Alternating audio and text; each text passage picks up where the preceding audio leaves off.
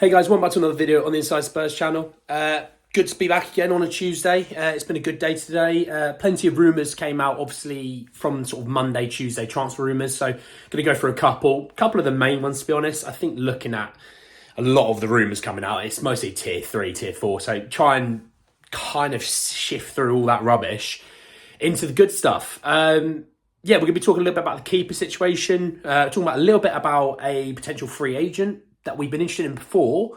So we'll sort of talk about both of those. Let's get involved. Keeper to start off with first. Obviously, a lot of talk about how we need to replace Hugo in the summer. A lot of talk about who that might be. Who is it? A Premier League proven goalkeeper? Is it someone abroad? Obviously, in previous videos, you've heard of me talk about Jan Oblak and how he's my favourite. But I did have a certain favourite from the Premier League.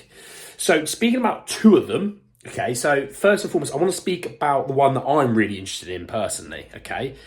Gaston Edul, Tier 1 source, comes out and says Spurs are really keen on Emi Martinez, the Villa keeper, and they're willing to potentially make an offer in the coming weeks and months heading into the summer transfer window. On the landscape of things, Emi Martinez is a proven Premier League goalkeeper. He's actually won more trophies than Spurs have in the last 15 years, and he's only really been a first-team goalkeeper for the last 5 years. If maybe even less. Obviously, he's won a World Cup in the summer. You're so used to saying World Cups in summer, aren't you? But in the World Cup in the winter with Argentina and obviously Romero. This is the guy that I, for me, would want. If we're not going to get Oblak being my number one option, being obviously the best probably proven keeper there is that you could probably get this summer in terms of world football, Martinez was probably my number two, purely for the reason of Prem proven, would fit into the squad nicely.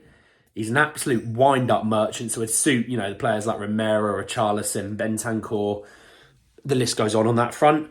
And actually, he can play out from the back. He's a good shot stopper. He ticks a lot of the boxes. Yes, he might be a little bit older than some of the other candidates, but you can't sit there and say he's too old, that he couldn't give you a good solid 5 or 6 years. So, for me, I'm really, really interested in Emi Martinez. The only thing with Emi Martinez is how much would he be costing? Now, he's had a bit of an issue with Unai Emery, really since Emery took over. Emery didn't really like some of his antics and that sort of thing, which is a bit of a weird one when Emi Martinez is probably, when you look at their squads, probably their best player alongside maybe Watkins. Obviously, Watkins does the hardest thing in the world, is put the ball in the back of the net. So that's kind of why I look at Watkins as their best player. Would Martinez really be a massive upgrade on Hugo? I think in terms of his physicality, yes. In terms of his lack of consistent mistakes, then I'd say yes. Hugo, I think his highs are a little bit higher than what Martinez will get to, but Hugo also has a lot of lows, and I think Martinez doesn't give you as many blunders. Would he fit into the Tottenham sort of ethos, the style that we want to play, the character that he is? Then I say yes. His character, obviously, yes, can be construed as infamous, arrogant, potentially detrimental. I think it can be misconstrued as that. What I love is his energy, if I'm honest. And I loved Richarlison's energy before he came. I was always a Richarlison fan at Everton, if I'm honest.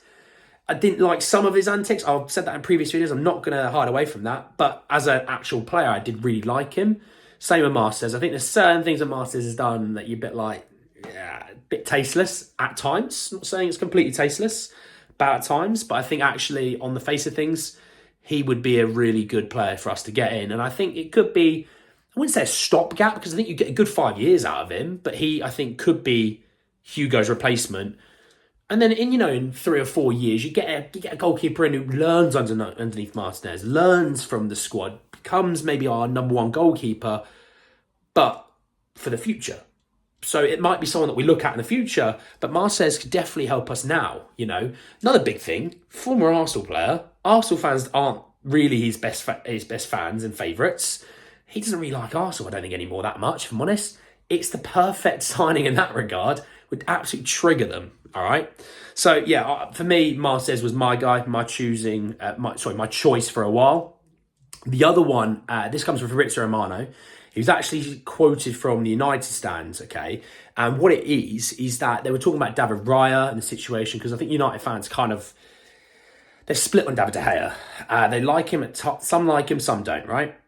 David Raya, Brentford goalkeeper, he's younger than Emi Martinez. He'd give you probably a few more years than Emi Martinez. I'd say he hasn't played in as many big games as Emi Martinez, though, when you think of cup finals, the World Cup final being the biggest of them all.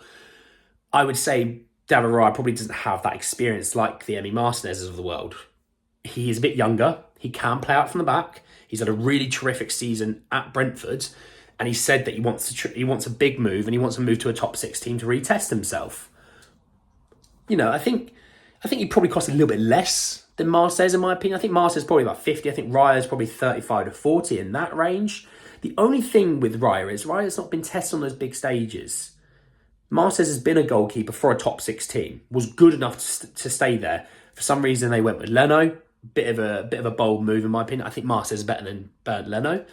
But actually, there's a few things that outweigh one another between the two of them. Now, if you're saying David Raya for 30 million, I'm going to say yes, obviously, because you'll be able to save that money and hopefully in a non-Spursy way, invest it properly and use that money to kind of say, right, we saved a few million on the goalkeeper, you know, and that the manager actually wants, by the way, that's a big thing.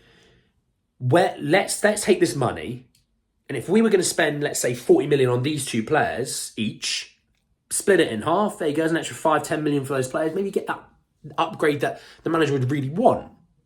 Maybe you keep one as 40 million, you'd be able to spend 60 million on another player that the manager is desperate, you know, for, that sort of thing, right? Neither are a bad signing, in my opinion. That's simple as that. Neither are a bad signing. What I would say is the guy that I really want is Martinez.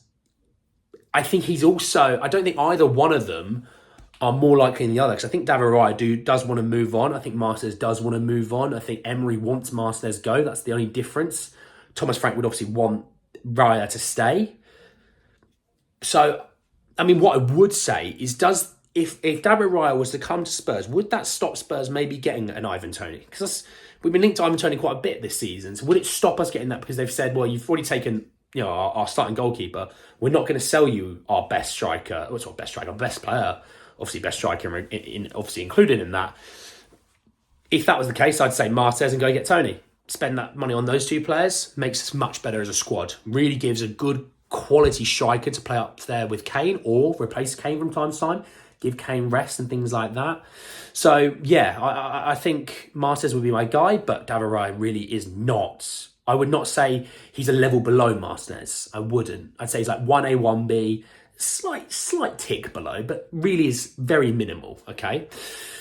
Speaking about the free agent. Now, the free agent is an attacking option, you'll be happy to know. He plays left wing, okay? He played in a World Cup final recently as well. Came off the bench, actually looked really solid, okay? Can play across the front three, which is always quite nice. Plays in the Bundesliga. So, if you're not really sure who I am, Calcio Mercato. Very big publication, okay? Tier 1 source in all that regard, okay? Marcus Thuram. Now, Marcus Thuram is someone that we've been interested in and linked to quite a bit, I'd probably say over the last 18 months to 2 years, right? Plays obviously for Mönchengladbach in Germany. And he's a really good player. Really gave a good count himself at the World Cup. Was really good, actually, in that World Cup final. Was direct, was a problem. I mean, 6'4" as a winger.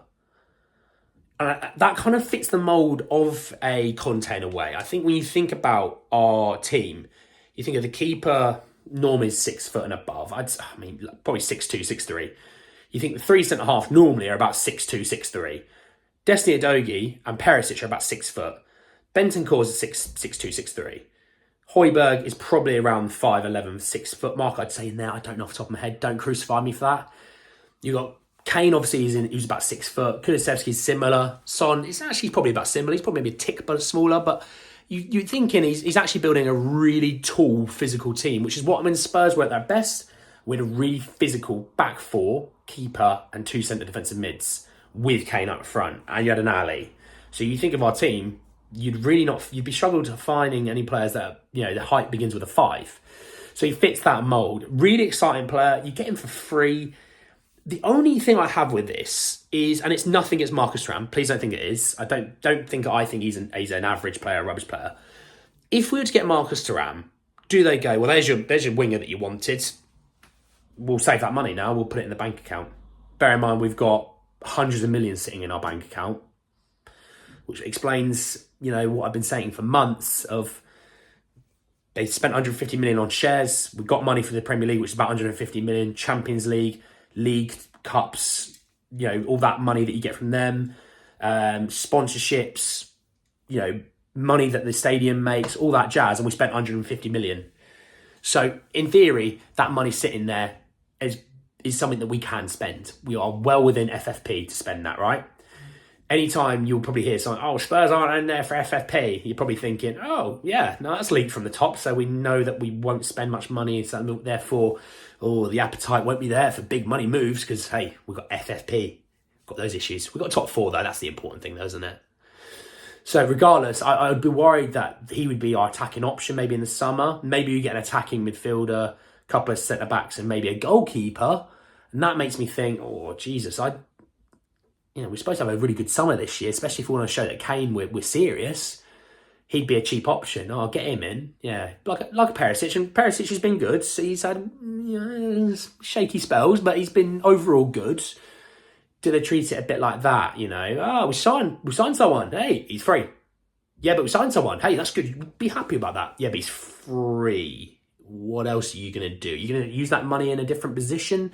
Maybe add that sort of money that you would spend, that 30-odd mil, sprinkle it over different positions and get a bit more. Like, what are you going to do with that?